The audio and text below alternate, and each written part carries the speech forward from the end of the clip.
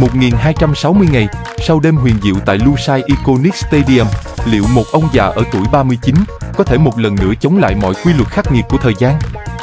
Lionel Messi bước vào World Cup năm nay không phải để chứng minh sự vĩ đại, mà để thực hiện một sứ mệnh bất khả thi. Liệu chương cuối cùng của một huyền thoại sẽ là đỉnh cao chói lọi hay một vết trầm cay đắng trên đất Mỹ?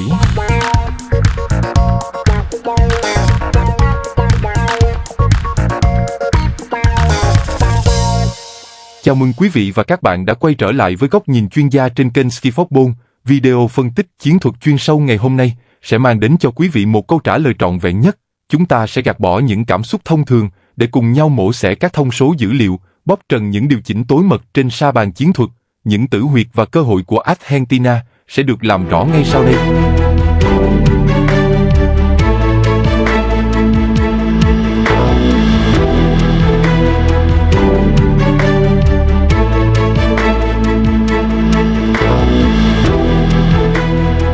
Hãy ngược dòng thời gian về 3 năm trước, thời điểm Albiceleste bước lên đỉnh thế giới, chức vô địch tại Qatar được ca ngợi là một chương kinh điển, một cái kết trọn vẹn cho câu chuyện thần thoại mang tên El Punga. Người ta đã nói về một tập thể hoàn hảo, một thế hệ chiến binh sẵn sàng chạy thay phần của người đội trưởng. Thế nhưng, đỉnh cao của quá khứ đang trở thành một áp lực vô hình. Bóng đá thế giới đã thay đổi rất nhiều sau chu kỳ 3 năm, và các đối thủ đã quá hiểu cách vận hành của huấn luyện viên Lionel Scaloni. Bản thân Argentina lúc này không còn là một ẩn số mang tính bùng nổ như xưa. Họ bước vào chiến dịch bảo vệ ngôi vương với tâm thế của một kẻ bị săn đuổi. Hành trình vòng loại vừa qua đã phơi bày không ít những vết rạn nứt. Những trận đấu chật vật trước các đối thủ chơi áp sát là lời cảnh báo đanh thép cho tham vọng bảo vệ ngai vàng. Khi sự hưng phấn của danh hiệu cũ qua đi, thực tế khốc liệt của bóng đá hiện đại đã quay trở lại. Sự hoài nghi không chỉ đến từ giới truyền thông, mà nó đang hiển hiện ngay trong lòng người hâm mộ. Hiện tượng dễ nhận thấy nhất lúc này chính là sự dịch chuyển trong cách chơi của siêu sao mang áo số 10. Ở tuổi 39, Lionel Messi không còn sở hữu những bước chạy xé toạc hành lang biên hay những pha bứt tốc ở cự ly trung bình. Anh xuất hiện trên sân như một nhà ảo thuật đi bộ. Sự hoài nghi từ dư luận quốc tế đang ngày một lớn dần khi cường độ vận động của anh giảm sút rõ rệt. Người ta đặt ra câu hỏi, liệu một hệ thống chiến thuật đỉnh cao tại World Cup có thể gánh vác một vị trí gần như miễn nhiễm với nhiệm vụ hỗ trợ phòng ngự? Đây chính là bài toán hóc búa mà giới chuyên môn luôn mổ xẻ trước mỗi trận đấu.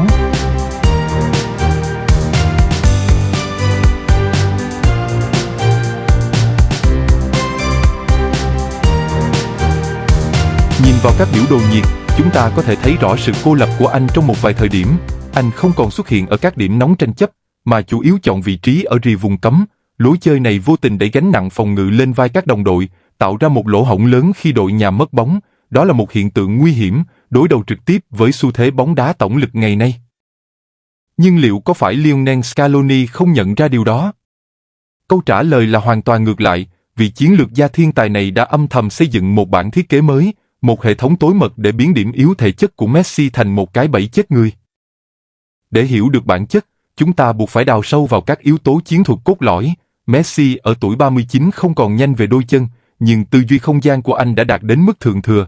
Anh không chạy nhiều, nhưng mỗi bước di chuyển đều mở ra một khoảng trống chết người ở khu vực hành lang trong không gian hang space. Sự thay đổi lớn nhất của Argentina nằm ở cách họ xây dựng khối đội hình chuyển trạng thái. Lionel Scaloni đã biến tuyến giữa thành một bệ phóng thực sự, với những tiền vệ có nguồn năng lượng vô tận. Nhiệm vụ của họ là thực hiện các pha pressing tầm cao liên tục, nhằm đoạt lại bóng trong thời gian ngắn nhất. Ngay khi có bóng, trục dọc của Argentina sẽ ngay lập tức tìm kiếm Messi. Anh đóng vai trò của một máy chia bài, một trạm trung chuyển bóng tối cao. Sơ đồ chiến thuật của Argentina luôn có một biến thể linh hoạt, sẵn sàng chuyển từ 4-3-3 sang 4-4 tu kim cương. Cách vận hành này giúp tối ưu hóa khả năng kiến tạo từ xa của người đội trưởng. Bên cạnh đó, việc các hậu vệ cánh tích cực thực hiện các pha overlap, chồng biên, đã tạo ra những mũi khoan vô cùng lợi hại. Điều này buộc hàng thủ đối phương phải kéo giãn cự ly đội hình, và đó là lúc Messi tung ra những đường chuyền mang tính định đoạt.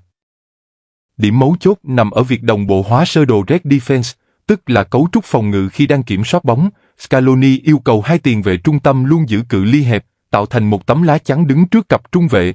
Điều này đảm bảo rằng, ngay cả khi Messi làm mất bóng ở tuyến trên, Argentina vẫn có đủ quân số để bẻ gãy các đợt phản công nhanh. Hệ thống dù có hoàn hảo đến đâu, cũng sẽ phải đối mặt với những bài kiểm tra khắc nghiệt nhất từ những thế lực cũ. Bản lĩnh thực sự của nhà vua chỉ được chứng minh khi đứng trước họng súng của những kẻ thách thức vĩ đại. Hệ quả của cách chơi này phụ thuộc rất lớn vào sự chịu đựng của hệ thống phòng ngự. Tại kỳ World Cup lần này, các đối thủ đáng gờm như Pháp, Brazil hay tuyển Anh đều sở hữu những cầu thủ chạy cánh có tốc độ kinh hoàng. Nếu tuyến giữa của Argentina không thể đánh chặn từ xa, hàng thủ của họ sẽ phải đối mặt với những thảm họa thực sự. Chỉ cần một mắt xích trong khối lao block bị bẻ gãy, toàn bộ hệ thống bảo vệ Messi sẽ sụp đổ. Vai trò thủ lĩnh của anh lúc này không chỉ nằm ở khía cạnh chuyên môn chuyên sâu, mà còn là chỗ dựa tinh thần tối thượng cho các đàn em. Sức ảnh hưởng của Messi chính là thứ vũ khí vô hình giúp Argentina vượt qua những thời khắc sinh tử. Về mặt lâu dài, giải đấu này sẽ định hình lại định nghĩa về một tiền đạo lùi trong bóng đá hiện đại. Nếu Messi thành công, đó sẽ là lời khẳng định rằng thiên tài tư duy luôn có giá trị cao hơn thể chất. Ngược lại, nếu thất bại, nó sẽ chấm dứt kỷ nguyên của những số 10 cổ điển. Hệ quả của nó sẽ tác động mạnh mẽ đến tư duy đào tạo trẻ trên toàn thế giới. Đến đây, một góc nhìn phản biện mang tính tranh cãi cần phải được đặt ra. Liệu việc Argentina quá phụ thuộc vào một cầu thủ 39 tuổi là một sự tôn kính thiên tài hay là một sự bảo thủ tai hại về mặt chiến thuật? Nhiều chuyên gia khẳng định, Albiceleste chỉ có thể bảo vệ ngôi vương nếu dũng cảm xây dựng một phương án không Messi. Ngược lại, hàng triệu người hâm mộ lại tin rằng, chỉ cần Messi có mặt trên sân, mọi giới hạn chiến thuật đều trở nên vô nghĩa. Bạn thuộc trường phái nào trong hai luồng tư duy kể trên? Hãy kéo xuống và để lại ý kiến của mình ở phần bình luận phía dưới để chúng ta cùng tranh tài. Trận chiến bảo vệ ngai vàng của người Argentina sẽ là một hành trình gian nan đến tột cùng. Chuyên gia của chúng tôi dự báo, Messi và các đồng đội sẽ không có một giải đấu dễ dàng. Họ sẽ phải giải quyết các trận đấu bằng bản lĩnh và sự thực dụng ở mức tối đa. Kịch bản khả dĩ nhất là Argentina sẽ tiến sâu vào vòng knock-out bằng những chiến thắng nghẹt thở với tỷ số tối thiểu. Và ở những khoảnh khắc quyết định, thiên tài của Messi sẽ một lần nữa lên tiếng để viết nên trang sử độc nhất vô nhị cho bóng đá thế giới.